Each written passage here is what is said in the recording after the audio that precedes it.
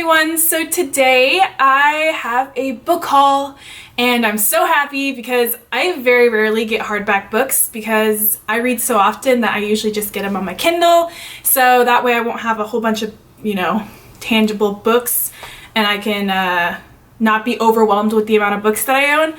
But this month it was super exciting because there was a ton of books that I really wanted to get in hardcover because I deemed them worthy or something, I don't know, because I really wanted the hardbacks. So I went a little crazy. Plus this month it was huge release month, so let's go ahead and get started. Also, by the way, I have colored contacts in because I'm filming this on Halloween and this is part of my quote-unquote costume, so I figured since I had my makeup on and everything ready, I might as well film a video, so let's get started. So the first book that I got this month was The Rose Society by Marie Lu, which is a sequel to, hold on just a second, The Young Elites, which I have both in hardback because I love these books so much. There's so many pages and just scenes that I love so much that I had to actually, bookmark them. Up until reading this, I'd never read anything by Marie Lu. I know she's more well known for the Legends series, but I just haven't read them yet. But I was super impressed with this book. It is very dark, and this is even darker than the first book, which is kind of hard to believe. It's kind of about the making of a villain and kind of the backstory behind it and what she's going through, and it's really interesting. When I read The Young Elites, I was not expecting it to be that dark and evil and full of emotion, but you can really see what she's going through in this book. It was amazing. I've already finished this book, and because as soon as I got it, I basically read the whole thing because I was that excited.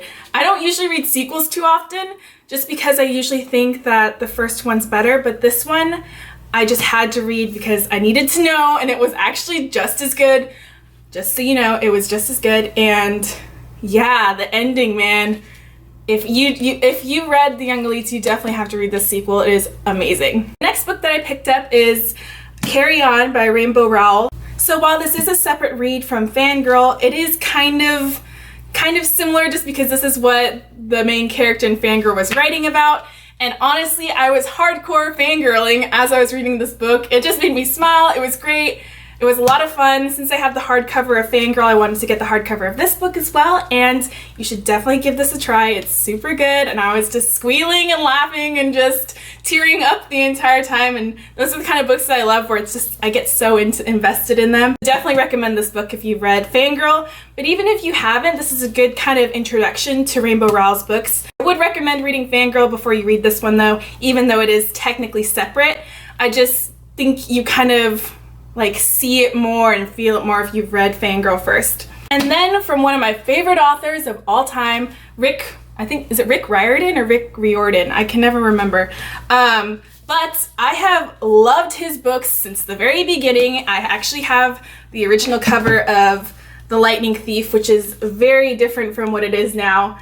I actually really like this cover, but if it gives you an idea of how long I've been reading his books, yeah. So Percy Jackson is definitely one of my favorite series of all time. So I definitely had to pick up this book about Norse mythology and Magnus Chase, which this actually is a lot of fun. It does remind me a lot of Percy Jackson just because it's got that first-person narrative and it's got that sarcasm that I love so much, and it's just hilarious.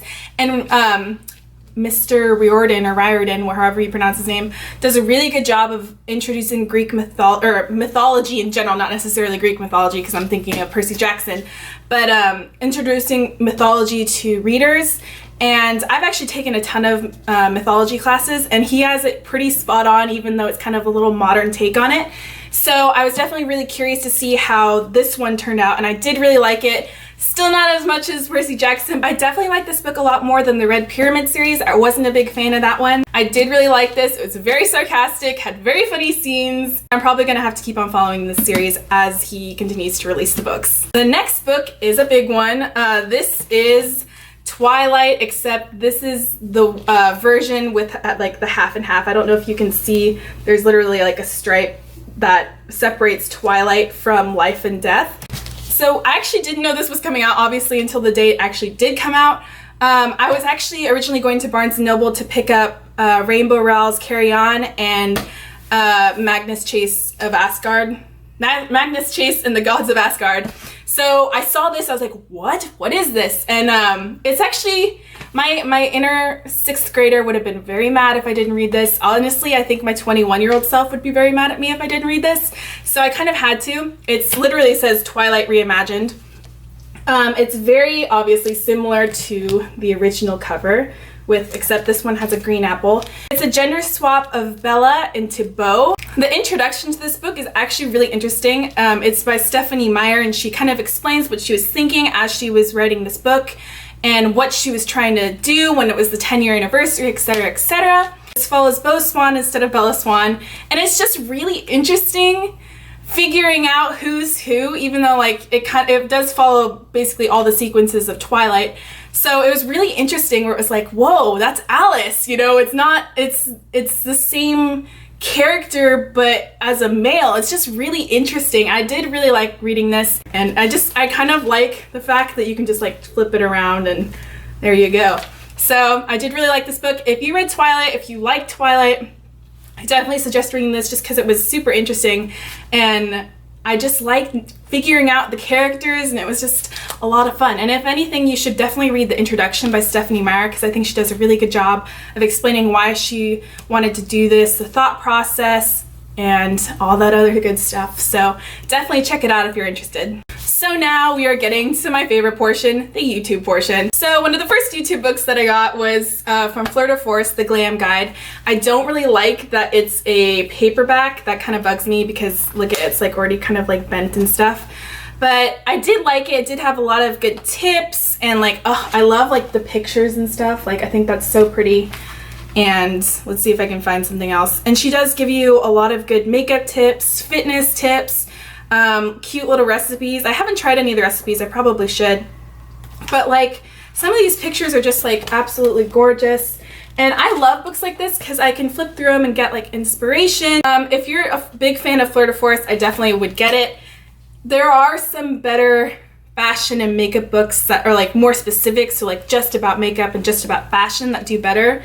But it is fun. I do like Fleur de Force a lot, and I just kind of felt like I wanted to get it because I was very curious to see how her writing style would be, because often YouTuber writing books I don't like just because, I don't know, I just don't like them very much. This was fine. Like I said, if you're a big fan of Fleur de Force, I definitely would get it. But if you're looking for something more specific, like just about makeup, I would definitely check out some other books. But I don't regret getting it. I do really like it, and I'll just add it to my collection. Next book is The Amazing Book Is Not on Fire. I love Dan and Phil. They are two of my favorite people of all time. I love watching their videos, so as soon as I found out they had a book, I had to get it. And this is a really funny book, just like Dan and Phil, and there's like lots of little pages. And these are kind of books that you kind of have to read not on a Kindle. Like you kind of have to have the actual book in order to see all the pictures. So you get the whole page instead of just like snippets on your Kindle. But it is a lot of fun. It's hilarious as always. If you are a big Dan and Phil person, you have to get this. It's so good. And I was just laughing the entire time I was reading this. It is kind of like their videos where it's like kind of draw you in, you get all the jokes, and you're like, some of these stuff is like, wow, I remember them tweeting about this, or wow, I remember like watching the video about this, and it's just kind of fun. You feel that connection, and I am very proud of them. I did like the writing a lot more than most YouTuber books. I did like how it was very colorful, and there was lots of pictures, which is always fun. So if you're a big Dan and Phil person, definitely gotta check this out. It's hilarious. And then one of the last books I got was the illustrated version of Harry Potter and the Sorcerer's Stone, which is illustrated by Jim Kay, and obviously the original story is by J.K. Rowling. This is beautiful. Like, do you see how amazing this is? Hold on, let me turn to like one of my favorite pages. Let's see if I can find it. Well, like, not, this isn't like my favorite page, but like, look how beautiful. Like, is that not stunning? Like the illustrations, like I've read Harry Potter multiple times. I know the story very well.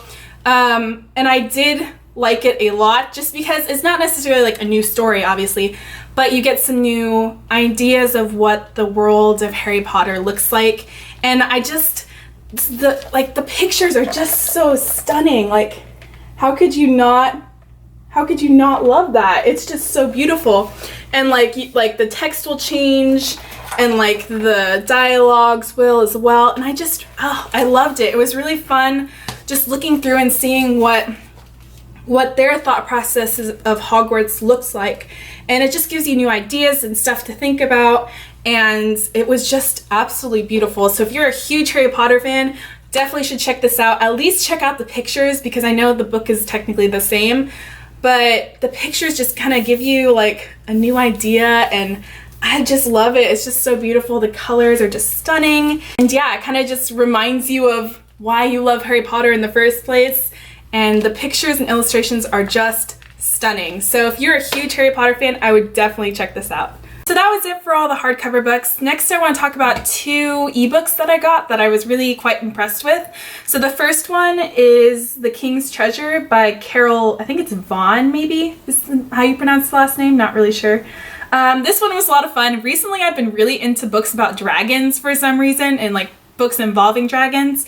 So this is one where a very, very poor girl gets to be bonded with a dragon that she didn't really have a clue that they even existed still. So it was very shocking. And then she ends up at the royal court and just kind of follows what happens with her dragon and etc, etc. A little bit of romance in there, a lot of action, which I really, really enjoyed. Then the next book is also about dragons as well.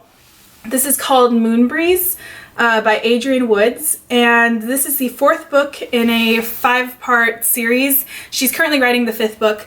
But what I really love about this author is she's very interactive. So if you go to her Facebook page, she'll like talk to like all the readers. She'll like give like pictures and say like, this is what I think this character looks like, and just is really interactive. And this book follows more along the lines of certain people turning into dragons and like how they interact with people and blah blah blah. And it is a lot of fun. I really love this book. I can't wait for the 5th book to come out. Like I said, I've been really into reading books about dragons for some reason, so I've been really enjoying that.